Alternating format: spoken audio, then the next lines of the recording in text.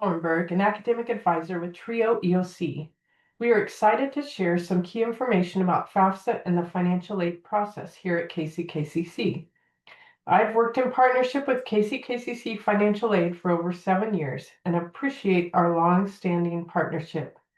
They have allowed us to meet with students one-on-one to help them complete their FAFSA, make corrections, provide guidance on the enrollment process, answer questions about the disbursement process, and share about campus resources like the Writing Center and the Basic Needs Center. It has been an awesome working relationship. Hopefully, this information will give you some insight into what we do and how we can help students better. Who can fill out the FAFSA?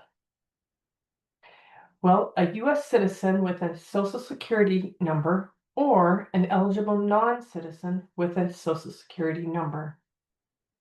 An eligible non-citizen will have a green permanent resident card. If someone has a red card and a Social Security card that says for work only, then they are not able to complete the FAFSA at this time.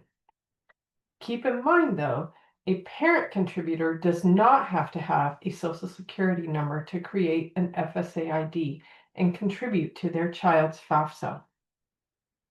When should individuals fill out the FAFSA? Well, it opens on October 1st every year.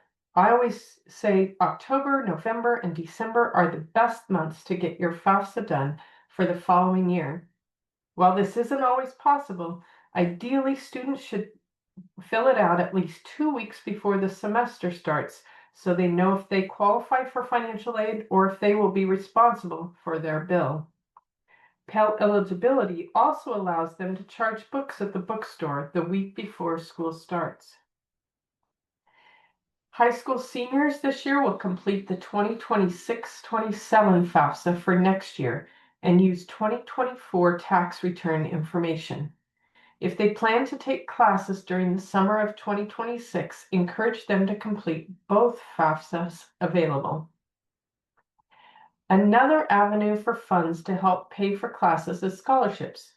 There are hands-on workshops each semester where the student can fill out most of the application while they are there.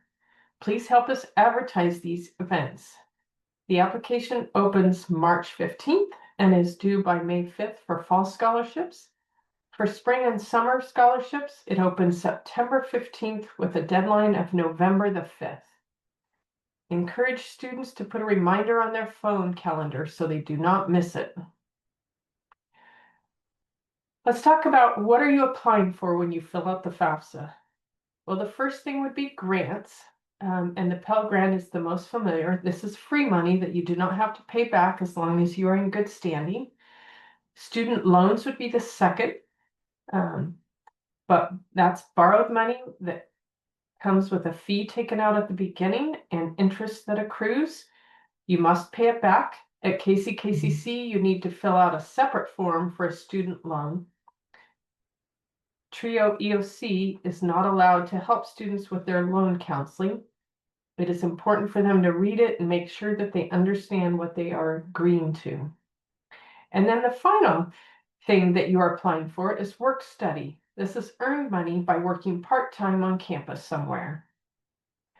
What would be the steps to complete the FAFSA? Well, the first step is for students to create an FSA ID and a parent to create an FSA ID. If parents have one already from going to school themselves or an older sibling, they do not need to create a new one. The second step would be for the student to complete their section of the FAFSA and invite their parent. Then parents, they're going to log on to their account and complete the parent section. At this point, students would receive an email from the U.S. Department of Ed that says, "We've received your FAFSA," and it would be complete and be sent to the financial aid office. Dependency status is always a big question for students. Independent versus dependent. Well, if a student is not 24 years old or older by the end of the year, that would be December the 31st, If they're not married and they do not have children, they are considered dependent and will need to invite a parent to complete the parent section. If a student is 24 years old or above, if they're married, or they have children that they provide more than half their support for, then they are deemed independent and do not need parent information. There are some special circumstances that might make an individual independent, like if they were in foster care sometime after the age of 13, or they had a guardian other than their parents. Keep in mind, living on your own and paying for everything does not make a student independent for the FAFSA, and having a power of attorney document does not make someone a legal guardian.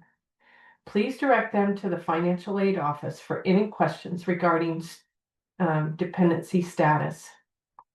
Keep in mind, if the parents are married and do not file jointly, both parents will end up needing an FSA ID and need to complete a parent section.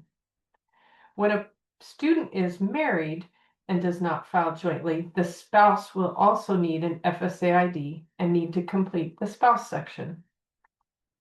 It does take 3 to 5 days for the FAFSA application to process before the summary lands in the financial aid office. There it is uploaded and generates an email to the student's college email directing them to their self-service account to view their award. Keep in mind the summary will go to each school listed on the FAFSA application. Students should also keep in mind, if they have not been admitted by your office, their FAFSA will not be uploaded and matched. Occasionally, we have an individual who puts perhaps maybe one wrong number in their Social Security number on their admissions application. This will also prevent FAFSA summary from matching with the student's admittance. It's important for last names to match, so if they use 2 last names, be sure they put 2 last names. Students should be directed to the registrar's office to correct misinformation on their student account. To see their award, they should go to self-service, select financial aid, click on My Awards, and then select the semester they will be attending. This will allow them to see the amount they will be receiving. A full Pell Grant this year has been $7,395. Whatever amount they receive will be divided into 2 semesters and is based on full-time enrollment. That means they would be taking 12 or more hours per semester. The amount is lowered if they are a part-time student. The school does not receive the money until about 4 weeks into the semester. At that time, their tuition and fees, as well as any amount they might have charged at the bookstore, is subtracted from that amount, and then a refund check is issued. Refund checks either roll out the end of September in the fall or at the end of February. If they happen to have their bank account on file, then a direct deposit can be made with that refund. One of the best things a student can do to help themselves is to save their FSA ID.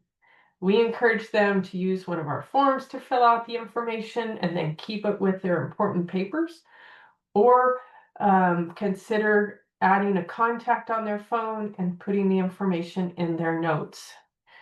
The one thing they need to know is you cannot start over because it's associated with their Social Security number. Thanks for all you do to support students during the admissions process. We hope this information will shed light on the financial aid process.